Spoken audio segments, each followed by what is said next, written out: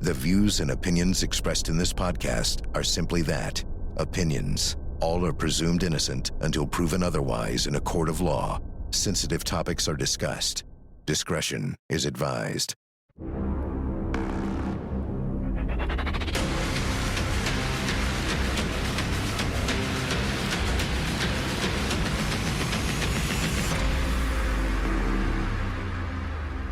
I'm Vinnie Politan. The subject of my investigation is the public assassination of United Healthcare CEO Brian Thompson. The suspect, Luigi Mangione, a young man born into wealth, educated at prestigious private schools, and formerly working in the tech industry. Here's the story. On December 4th, 2024, United Healthcare CEO Brian Thompson was shot dead on a midtown Manhattan sidewalk in a high-profile assassination that stunned Wall Street and Washington. Surveillance video shows a masked gunman strike Thompson as he arrived for a conference, then flee into the city streets. A 5-day manhunt ended with the capture of 27-year-old Luigi Mangione at a McDonald's in Altoona, Pennsylvania, where officers found a loaded magazine, a 9mm handgun, ammunition, silencer, and notebook in his backpack.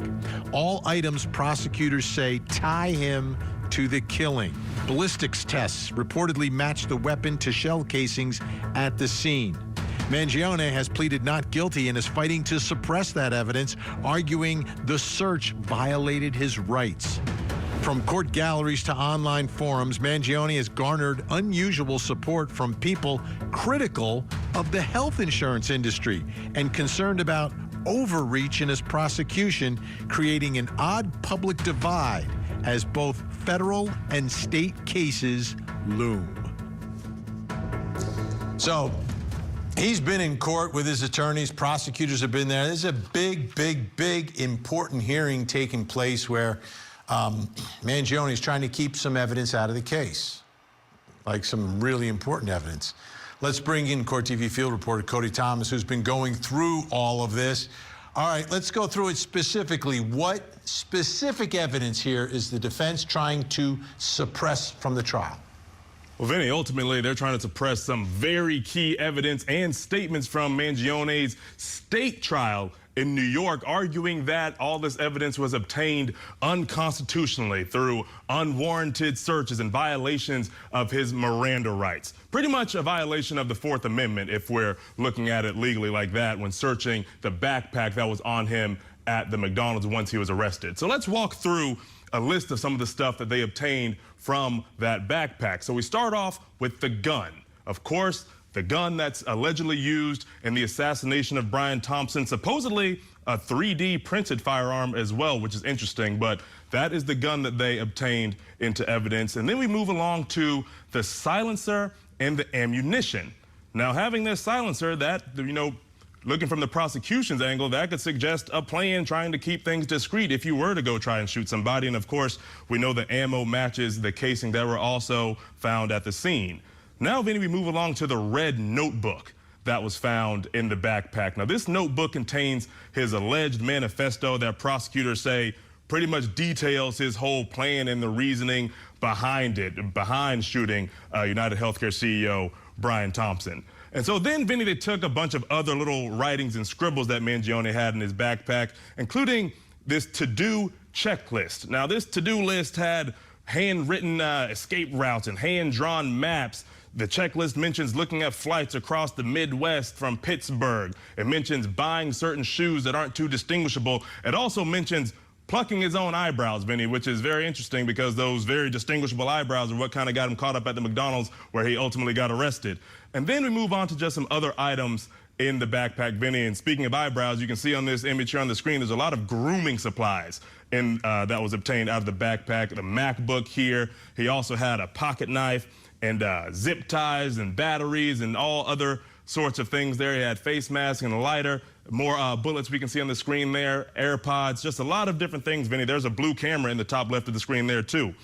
Now, Vinny, that's the stuff that was taken from the backpack. They also want to try to suppress statements he made to police upon his arrest at the McDonald's.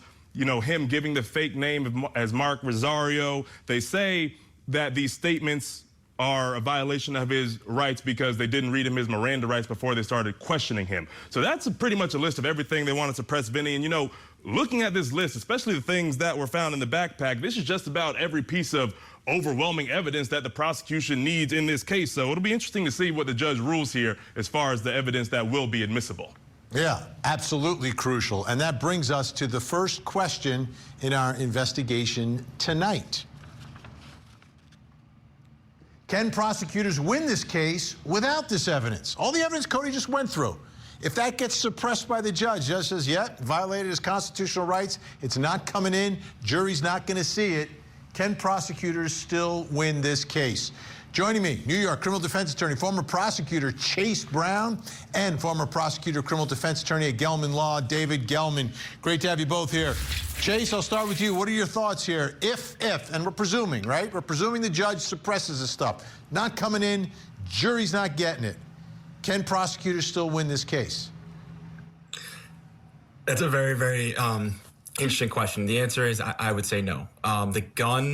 The fact that he's found with the gun, that gun is tied to the scene with the shell casings and this manifesto, because in a case like this, it's going to come down to ID, right? Is he the one who actually committed this murder? So finding him with that gun, finding him with that manifesto, which includes planning and how to go about this, if you lose all that, it makes it very tough. And a jury, you need to show them a murder weapon. And if you have no murder weapon in the gun, it's similar to, if you don't have a body, how do you have a murder? So it's very, very tough. I think that the case it's detrimental if this evidence is suppressed to the prosecution's case.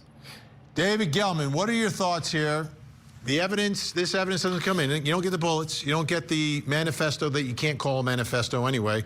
You don't get the mask. You don't get all the notes that he wrote. Can you still win the case with the video of the murder, with the video at Starbucks, with the DNA on the water bottle? Vinnie, it's just like anything else in the law. The answer is maybe.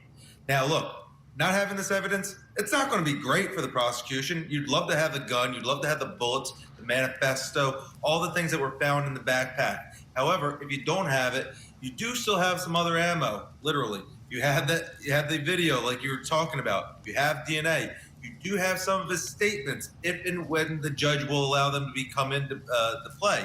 So you do have these things, and the identity is going to be a big issue, obviously. Look, this is a huge, huge case. Has national interest in it. Everybody knows about it by now, probably. So I still think that the prosecution still would have a shot, but not having that information, not having that evidence, it's not going to be the easy path that the prosecution would think they would have. It becomes extremely circumstantial, right? Like you have some direct evidence from that red notebook. You could say some of that stuff is arguably a confession. So Chase, let me ask you this. When it comes to making the decision for the judge, right? Like the judge is a human being. The judge knows the impact of this ruling on whether or not this evidence comes in. The judge knows that if you suppress this evidence, like you said, there is a chance that this guy walks. Does that, from your perspective, do you think that impacts the way judges will look at something, especially in a case of this nature? Or do you trust, and I'm not saying just this judge, I'm saying like judges in general. Do you trust that, hey, they look at it and they call it based upon nothing but the evidence relative to this particular search and how it went down, not seeing the big picture or taking that into effect? I have utmost faith in the oath that a judge would take, and any judge across the state. They're going to look at the evidence. They're going to look at the legal arguments that each side's going to make as to why it shouldn't be suppressed or why it shouldn't be suppressed.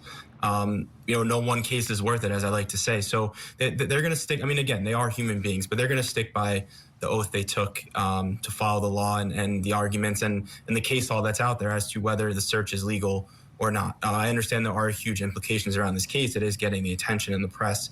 But I think that I have faith that they will stick by, what the law says should be done here. All right. So David Gelman, what are your thoughts here? Is this one where this evidence is at risk at this point of not being part of the trial? There's certainly some parts of it, yeah, that I think might be suppressed. There was like 30-something cops that have testified so far in a suppression hearing, which is insane. I mean, I've never had a suppression hearing that had 30 individuals that were witnesses. I've had 2 or 3 at most, 4, and it doesn't last for a week for a suppression hearing. So look, there's definitely some evidence that may be suppressed. But I also want to make the point, Vinny, that whatever the judge decides, you don't think that this is going to be appealed. Whoever loses is going to be appealing this decision, because anything that the judge rules, it's going to be critical for either side. So there's going to be an appeal one way or another. Does that slow down the case, or does the case go forward regardless of the appeal?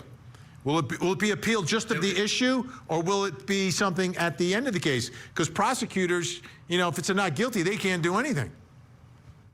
That's exactly it. Look, I would assume it's probably going to hold up the case if they're appealing a evidentiary ruling, because they're going to have to ask for a stay to appeal it to the higher level. So I would think that you would have to, pause this case, let the higher court decide if the judge made the right call or not, and then it would have to go back to the lower court. So yeah, this would definitely postpone a couple things.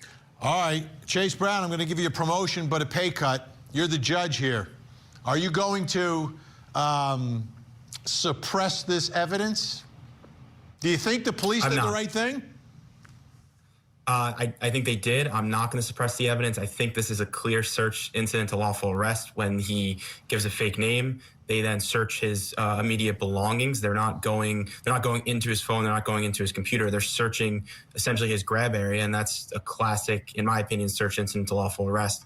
The statements as well. I mean, it's basic investigative questions. They're conducting an investigation. It hasn't risen to the level of a clear custodial interrogation, which are the words that would trigger suppression here. So I think it all comes in, unfortunately for the defense and fortunately for the prosecution. Justice Gelman, do you concur?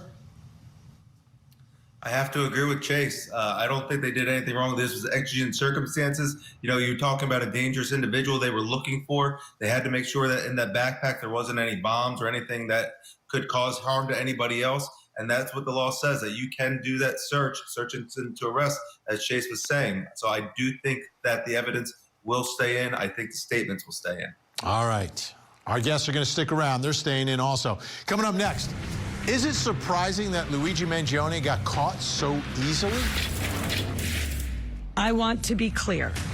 At this time, every indication is that this was a premeditated, pre-planned, targeted attack.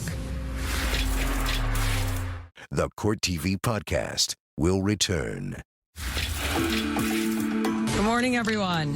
In Midtown Manhattan early this morning, 50-year-old Brian Thompson, the CEO of United Healthcare, was shot and killed in what appears, at this early stage of our investigation, to be a brazen, targeted attack. This does not appear to be a random act of violence. The suspect approached from behind and fired several rounds, striking the victim at least once in the back and at least once in the right calf. And they were right. It was a targeted attack, according to prosecutors, right? If you believe Mangione did it, if you believe the manifesto, if you believe the videos and the DNA and all the other evidence. But if you don't believe it, then maybe it's not him. But there was a lot of planning that went into this, and a lot of, looking ahead, figuring it out. And this wasn't very spontaneous. There was a lot that went into this, yet he was captured. Let's bring back in Court TV field reporter Cody Thomas. Let's talk about that capture, about exactly how that went down and how it was that Mangione got caught when he was on the lam. Well, yeah, Vinny, we all remember that 5-day manhunt in December of 2024, from December 4th to December 9th, pretty much from when Brian Thompson was shot up until when Mangione was ultimately arrested in that McDonald's in Pennsylvania. But that manhunt and that search, Vinny, started in New York's Central Park. We see some images of the search there now, because this is where police believed Mangione fled through to evade everyone on a city bike directly after he shot, or allegedly shot, Brian Thompson. So then, Vinny, as the days went on, we started to see these pictures of the alleged suspects circulating the internet, circulating social media. Now remember, people were seeing these pictures everywhere, but we still did not know who this person was. This is just who the police suspected was at fault for this shooting. But no name attached to these images, just the images themselves. So then we fast forward, Vinnie, then came his arrest in Altoona, Pennsylvania, in the McDonald's after customers there were convinced that a man they saw, this man sitting here in these pictures, a man they saw dining inside was the suspect. And you can see in these surveillance photos here, Vinnie, this might have been his downfall here, that he was pulling his mask down to enjoy his hash brown. So that was upon his arrest in the McDonald's. So customers eventually, as they're sitting there looking at him, sitting back there, they eventually pressed an employee to call the police. Take a listen to that 911 call. 911, what is the address of your emergency? It's not really an emergency. I'm a manager at Plank Road McDonald's out here on the Boulevard. Okay. And I have a customer here that some other customers were suspicious of, that he looks like the CEO shooter from New York. Okay. So they're just really upset, and they're like coming to me, and I was like, well, I can't approach them, you know? No, of course not. So Vinnie, police naturally showed up. Maybe they weren't sure it was the CEO shooter, but they showed up because they got this call. Take a look at how it all went down.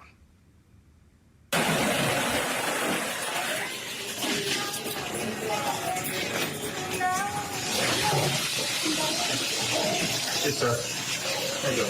Hey, put your mask on real quick for me? Yeah, sure. Appreciate it. Thank you. Okay. What's your name? Mark. What is it? Mark. Mark? Yes, sir. Mark what? Rosario. Rosario? Someone called. They thought you were suspicious. Oh, I'm sorry. Do you have your ID on you? Yes, sir. Thanks.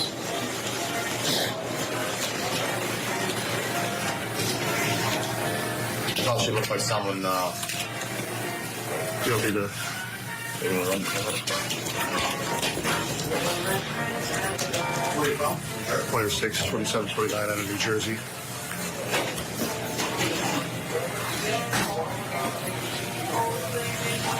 Where are you from? New York?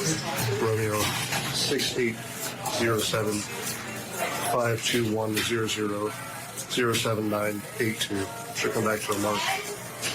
Rosiano.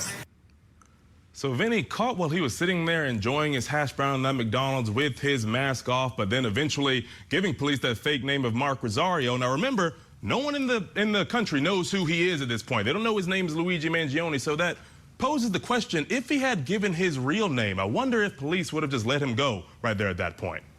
Yeah, if it all squared up, or if they actually recognized his face based upon the images that were out there. Fantastic, unbelievable moment, right? So casual, all of it. And with all this planning, caught eating a hash brown at McDonald's, brings us to the next question in our investigation. Is it surprising Luigi Mangione got caught so easily? Identified by a member of the public because he's pulling down the mask, eating the hash brown with the big eyebrows. Here to help answer that question, host of the Outlier podcast and Pop Crime TV reporter Lauren Conlon is with us, and Dr. Robbie Ludwig, nationally known psychotherapist, author, and host of the Pivot with Dr. Robbie Ludwig on YouTube. Great to have you both here. Dr. Robbie, I'm going to start with you, getting into his mind. Like, we know he's super smart, super brilliant, all of that, meticulous in the planning, right, allegedly, and yet is at a McDonald's, doesn't get it to go, sits in the corner with his back to the wall so anyone that walks in can see him. Are you surprised that it ended this way? Well, there certainly was a manhunt, and what we know about Luigi is that he didn't have any cover-up, really. So there was no mask that kind of shield his identity. And we live in a world with social media where things go viral very quickly. And so there is that aspect of it where his identity was quickly seen and went viral.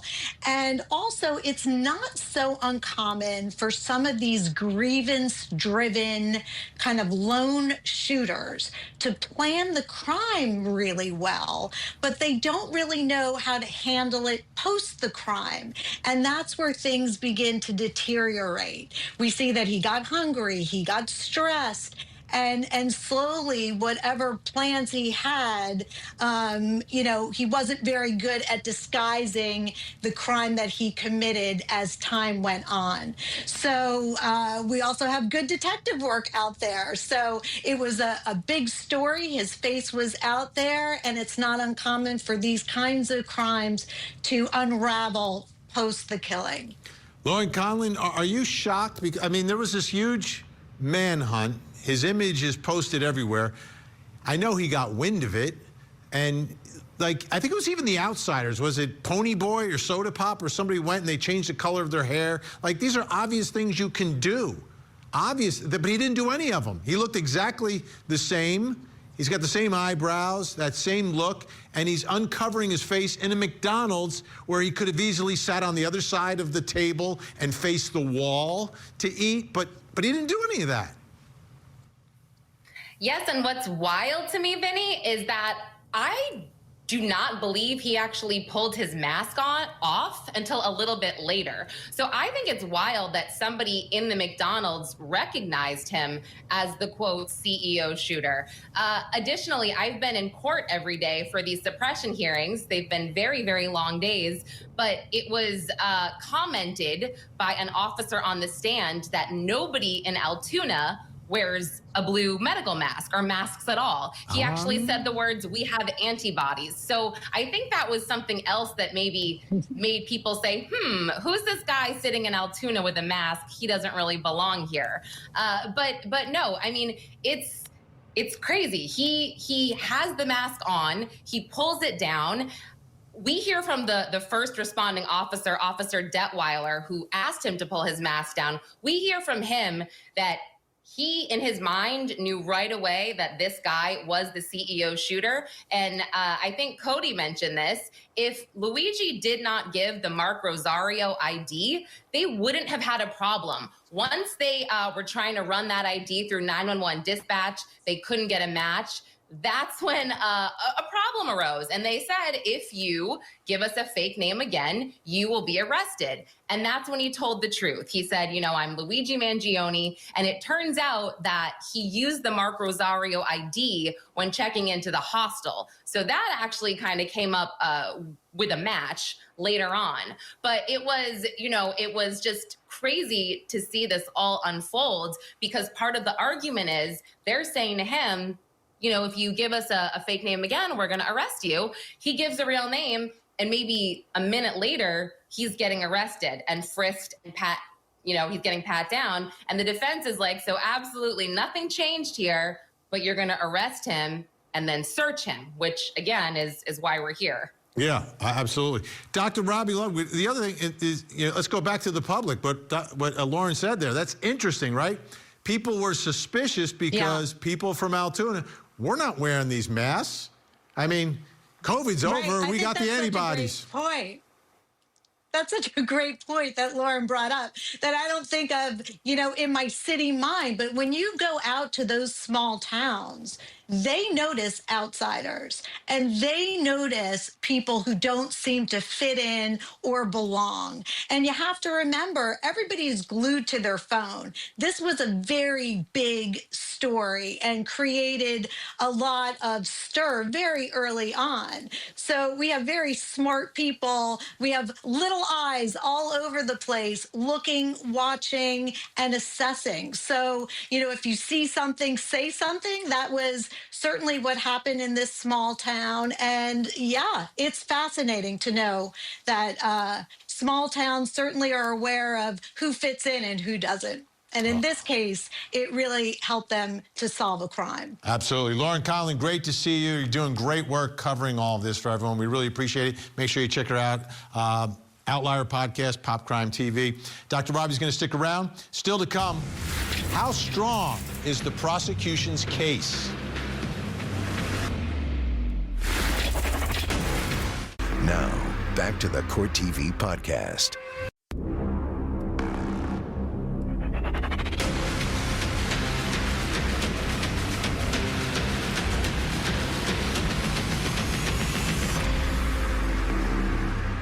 I'm Vinnie Politan. We continue our investigation into the case against Luigi Mangione and the public assassination of United Healthcare CEO Brian Thompson. It's a rare case where the suspected killer has drawn lots of support. Here's the story. Once arrested and charged with the murder of Brian Thompson, Luigi Mangione's case exploded into a legal and cultural flashpoint. Prosecutors in Manhattan say surveillance footage, a gun and notebook found in a backpack, and an alleged manifesto show premeditation in the CEO's killing, enough to support second-degree murder charges despite a judge dismissing the terrorism counts. Mangione's defense has centered on constitutional challenges, arguing key evidence was seized without a proper warrant and that statements made before Miranda warnings should be excluded. In court, his lawyers have repeatedly pressed for fairness, even arguing that detention conditions and rushed public commentary may taint his presumption of innocence. Meanwhile, an unusual chorus of supporters from internet groups and protesters wearing green Free Luigi shirts to donors contributing to his defense have cast Mangione as a controversial figure rather than a straightforward villain, with some viewing him as a symbol of broader grievances against the healthcare system. Now, this case, we're coming off a case this year where there was a lot of support for an accused killer. This is the Karen Reed trial. But in that case, the supporters of Karen Reed believed that she was wrongfully accused and was innocent. In this case, some of the supporters, maybe not all of them, but some of the supporters are supporting him because he committed this killing, according to them. It's really different. But let's get back to the evidence, because this is going to be a trial. Cody Thomas still with us. Cody, let's dive into the evidence. What does the evidence show us about his alleged planning of this murder?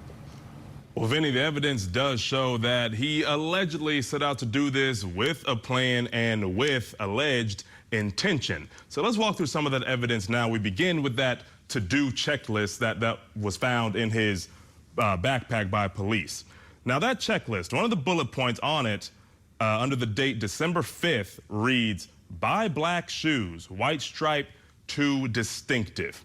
Right under that, another bullet reads, change hat, shoes, pluck eyebrows, which, again, we know those distinctive eyebrows are one of the things that kind of tipped off people in that McDonald's where he was eventually arrested. Now, Vinny, he also drew these hand-drawn maps and these escape plans on these note cards in that backpack. Hand-drawn maps of Pittsburgh in the Midwest. There was also a bullet point reading, check Pittsburgh red eyes. Another one of the cards also read multiple different phrases like, keep momentum, FBI slower overnight, and break cam continuity, 3 hours off cam, exit different method, in parentheses, megabus or rail. He also wrote check reports for current situation. So one can interpret this as plans to throw off investigators as they're on his tail. And then, Vinny, of course, there was the gun and the silencer, the gun, which could show that there was a plan to shoot somebody or something. And then along with the silencer, that could imply that he wanted to keep that alleged shooting, whoever he was going to shoot, discreet.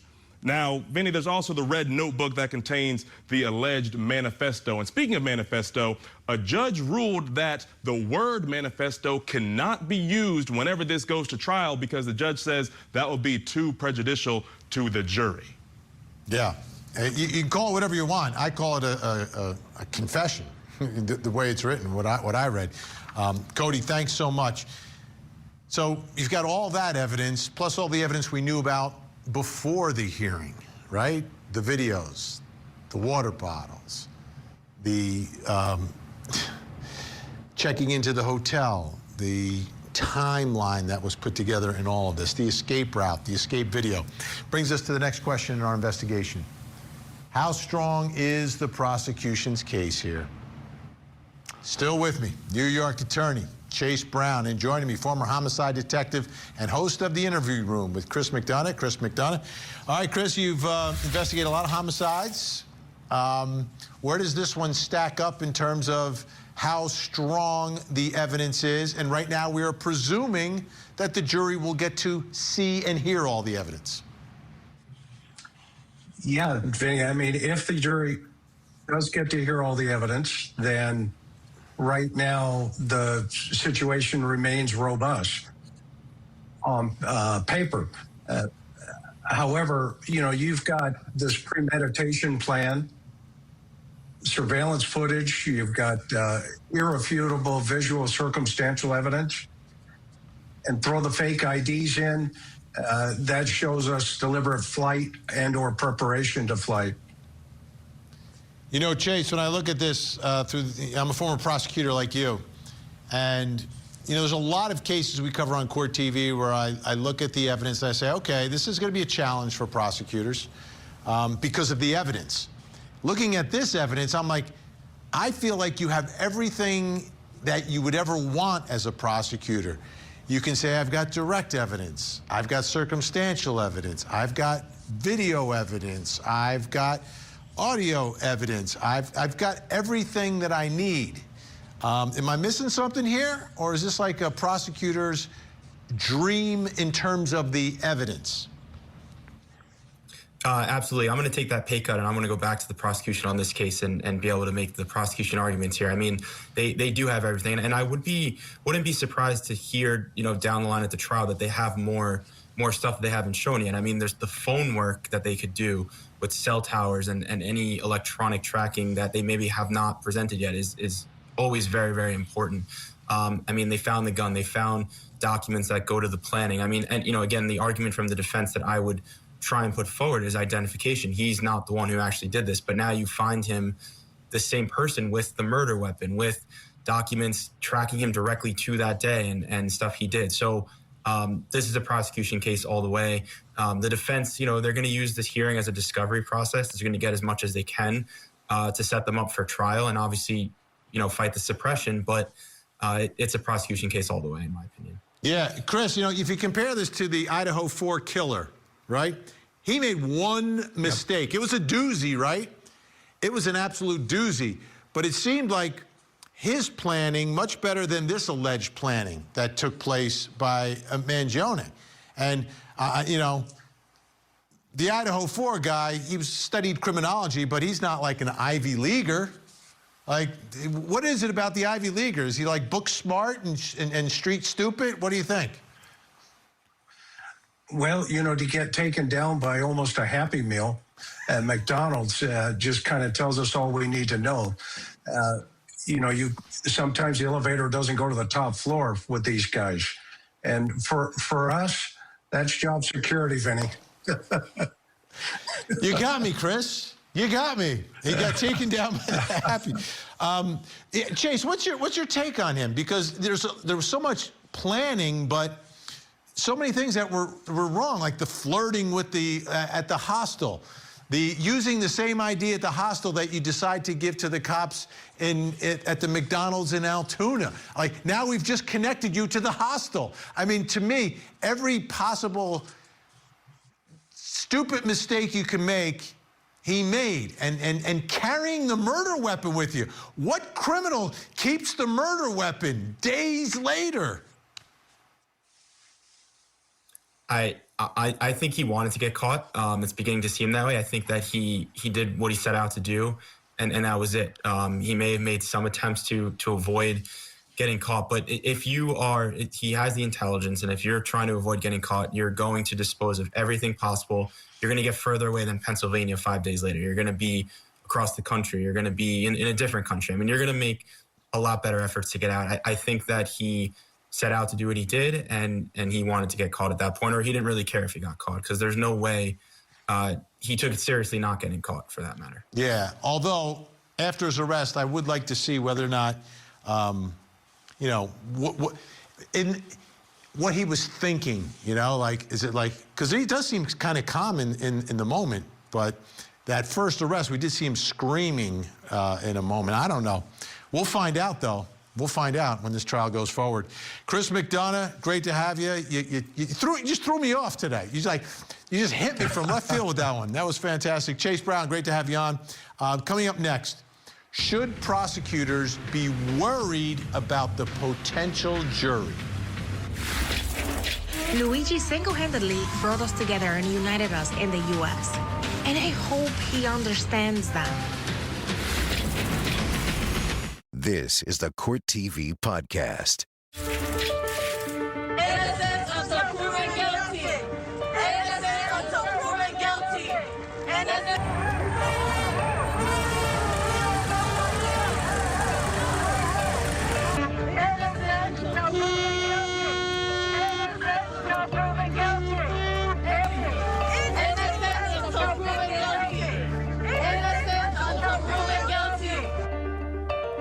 I'll be honest with you, I after meeting and speaking with the folks up in Massachusetts, I understood the Karen Read support and the Karen Read movement, and then we watched the trial and we saw what happened. This one's a little bit more difficult to fully understand what is going on in this Free Luigi movement. Let's bring back in Court TV field reporter Cody Thomas. So what are we hearing from the people who are out there supporting him? Well, Vinnie, as they have been for the past year, they are still very much supporting him, still very much so on his side. And Vinnie, interestingly enough, some are saying that this whole situation is more so about the justice system and the healthcare system versus Luigi Mangione himself. Take a listen to some of them.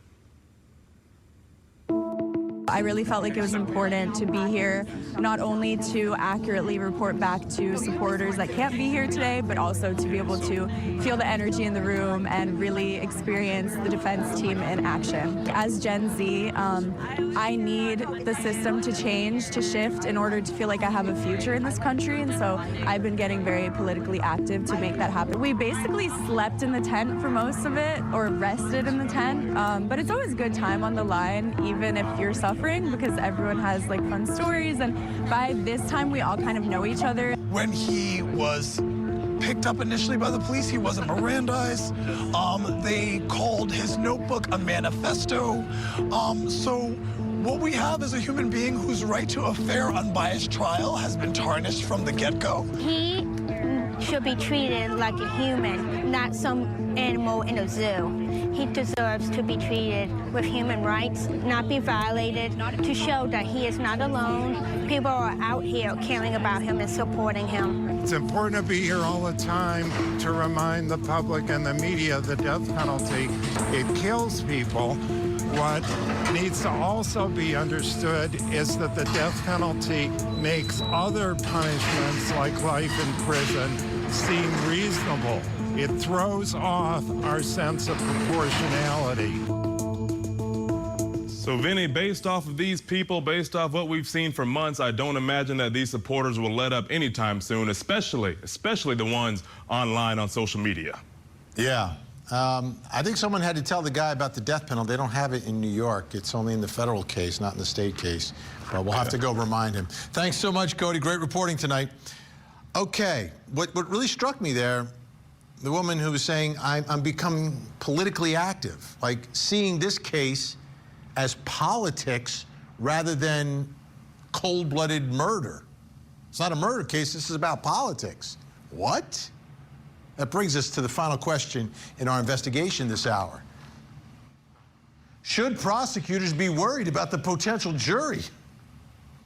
Because there's a large proportion of people that have similar thoughts. Go online for 5 minutes, walk around the streets of New York, go to outside the courthouse. Let's bring back in attorney David Gelman, psychotherapist Dr. Robbie Ludwig. Okay, I'm going to start with Dr. Robbie. It really struck me. I've become politically active. This isn't a political race. Yeah. This is a murder case, a murder trial. Wow, that's a different way to look at it. What's going on here, Dr. Robbie? It is an interesting way to look at this case. And what we see is Luigi Mangione has become a folk hero of sorts, an anti-hero, somebody who is standing up for others who won't stand up to the system, the healthcare system that seems to be broken or unfair. So this murder case is being merged with something else, which it's really not about. And so we see the complications here, how a person, if they are unhappy with healthcare, the healthcare system, having healthcare at all, they might see Luigi Mangione in a very different light. And although, during the jury process, it's easy enough to weed out people who are obviously prejudiced in this way, you can't always know how people feel unconsciously and might see this from a symbolic way, almost like symbolic justice, and lose empathy for the person who was killed here.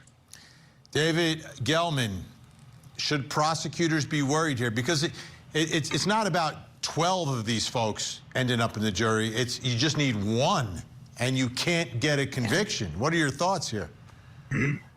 Hell yes, the prosecution should be worried about a jury pool like this. You're exactly right. This is a folk hero they're looking at now. That woman who was on the who was just on, the young lady who said, I'm getting more involved in politics. How do you possibly think this is political? It's not political at all. And you have an individual who was murdered in cold blood, and they are saying, well, it's justified because of the healthcare system. Two different things altogether. I really call this the Netflix effect. Netflix and all these other services, they have all these documentaries like Menendez brothers, Mangione, all these different serial killers, and they're giving them all this publicity. And all it is doing is potentially making this jury pool tainted. Because if you just have one, like you said, Vinny, one juror, who is hiding their feelings, but they know deep down inside, they want to do everything they can to make sure that Mangione is found not guilty or have a mistrial. That's a huge win for them. And I don't know how you're going to be able to stop that potentially. How are you going to actually vet them?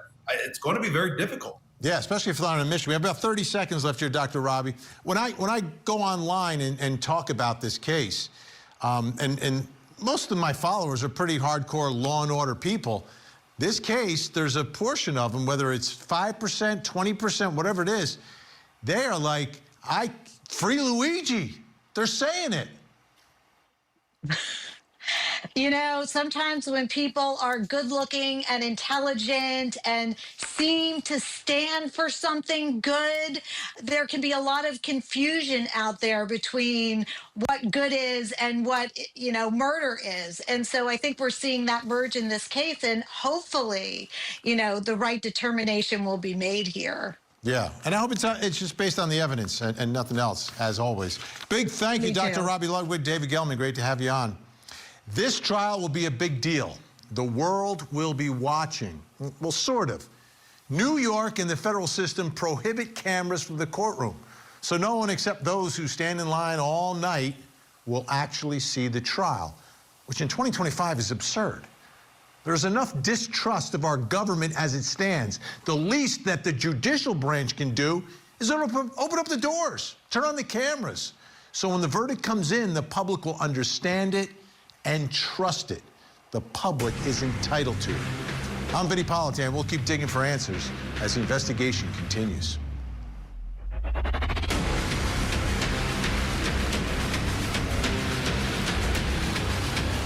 There you have it. If you want to see more in-depth reporting on the latest true crime stories, you can see me every weeknight, 8 p.m. Eastern on Closing Arguments. Thank you so much for downloading. And as always, please don't forget to hug the kids. This podcast is a production of Court TV. Go to CourtTV.com for more content, trials on demand, and to find out how to watch Court TV in your area.